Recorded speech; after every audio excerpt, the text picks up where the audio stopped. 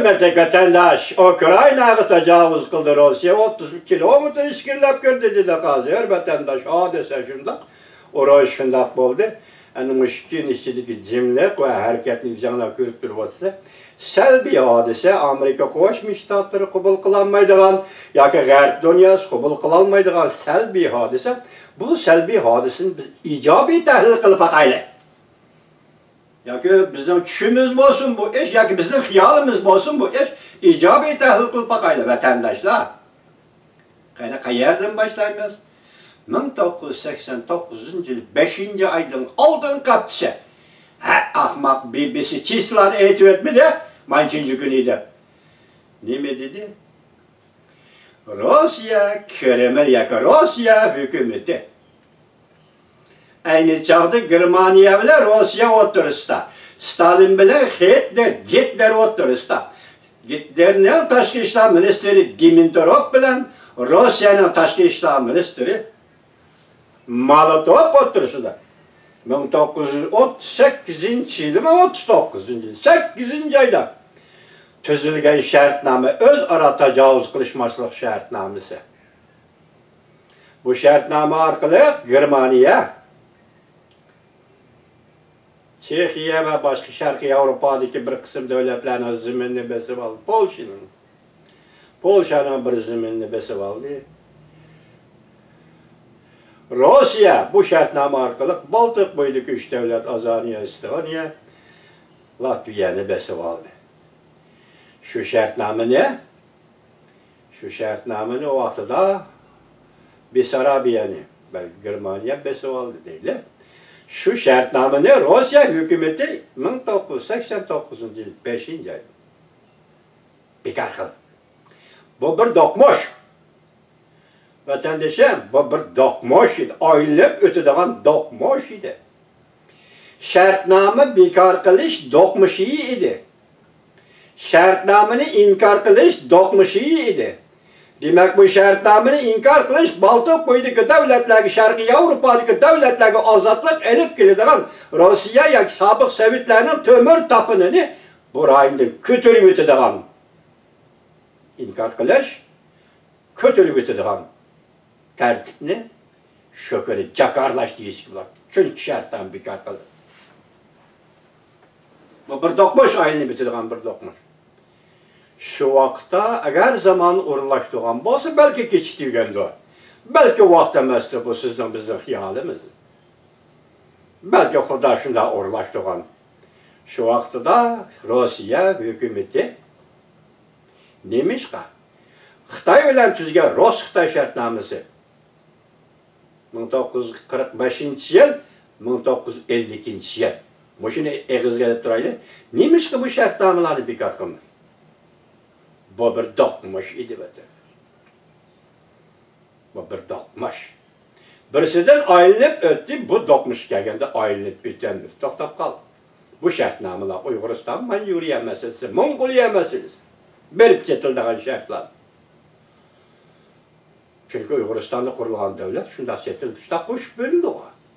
Ben dedim benim logikam, siyaset logikam ve mentek logikadaki mentek bir cümle adı. Bir Uygur beşiğe badam doppi kiyip ordunun desturup 1933 yılı ben müstakil devlet kurman diye hep eğizden çıktım şu hesap. Xudanın aldın hesap, bendinin aldın hesap, nime birleşken devletler teşkilatı. İtiraf kılıyor. Sizden aldığınızda bu devlet itiraf kılış mecburiyetine koyduğu ki bütün kontrol kıladı mı, kılanmadı mı?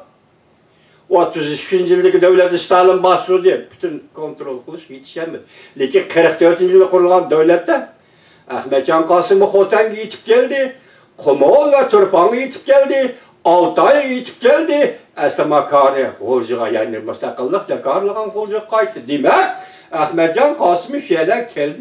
Bütün Şincan kontrol kılınıp oldu. Müstemlik Uyguristan kontrol kılınıp oldu. Kaçak gomindan var mı? Ketken gomindan var mı? Kilidegan gomindan mı? Kötek geçirdi peki. Uygur devletinin rehberi Ahmetcan Kasım'ı bütün Uyguristan'ın bulup şahları yetip geldi. Kontrol kıldı. Müstakillik muhkumlaştı. Neymiş ki Uygur'un milli azatlık armiyası mı? Nasıl deryasının boyu toktap kaldı?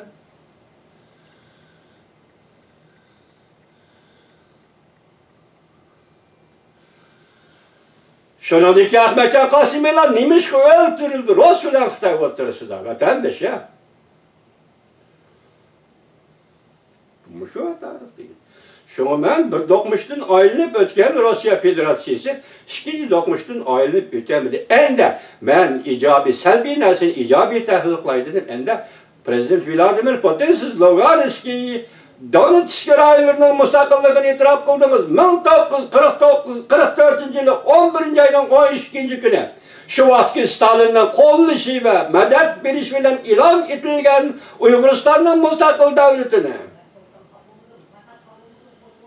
Hele kadar yolu bile yok attığını, settiğini, kuşbedini Xitayga. Bugün bu şartlarını bekar kılışkı bulamda bulmam da. Bekar kılıp Donetsk'in itiraf kılgandak, Lugansk'in itiraf kılgandak şu vakti kurulan 3. katımdak Cumhuriyet, Uygurlar Cumhuriyetini itiraf kılışkı bulamda bulmam da. Hürmetler, Prezident Vladimir Putin. Karısam vaziyet başkaça durdu vatandaşa.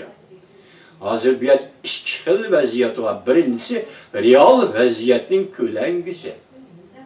İkincisi real vaziyetin özüge okşamaydigan kölengi başkaça mazmun bilen kelavatkan kölengi. Real vaziyet yaratkan köç ve ciddilik mesela Ukrayna'ya biz çıkış dünyanı tam kaldırış, muşundak yetişbiliş, muş Donbas rayonuna kiliş, Donbas rayonundan yani Donetsk yani bir nimeti Donbas rayonuna kiriş ve asla bütün Ukrayna'ya kiriş. Hazır dünya hayrete kaldı. Muşundak bir peti bunu köç bilen kilovattkar yallık desek Donetsk ve Lugansk'ini itiraf kıldı Vladimir Prezident Putin desek 1944 yılı Uyguristan'da kurulgan 3. Cumhuriyetine belki şu vakti Sovyetler İttifakı yardım verip kurup çıkan 3. Cumhuriyetine itiraf kılış zaruri geldi bakanda. İki dokmuş, birinci dokmuştun aynı bir tüpal bütün Rusya, büyük Rusya. Mesela 1939 yıl, 38 yıl tüzge Rus, German şartnamasını ütüp oldu. Endelikte Rus-Xitay oturusu şarttan bu dokmuştun ötüdüğün, ayrılıp ötüdüğün vakit geldi de karayımız Prezident Vladimir Putin. Şunak bala mı? Ya şükür vatımız mı? Afsus ki bu dünya bir çüş idi. Bu dünya insanların yanında bir hiyal idi. İnsanlar köreş arkalık emriydi, arkalık hiyal ve çüş gibi bir dünyayı real dünyaya aylandırdı. İnsaniyetin hareketi, faaliyeti delmenmişinde faaliyet mi? Hatta. Hani devletkel hürmetli Prezident Vladimir Putin Cumhur için etkandı Lugansk'i, Donetsk'i müstakilliğini itiraf kılamsız, Cumhur'a hayya ki. Bulan yakalığa müstakillik karıştıramsız. İtiraf kılsınız. Uyguristan'da kurulgan devleti itiraf kılış cüret kılalamsız ya ki. Çelemezde çaynap duramsız. Eğer. Hazır Cumhur'a 4 kilowatt vaziyet intayın.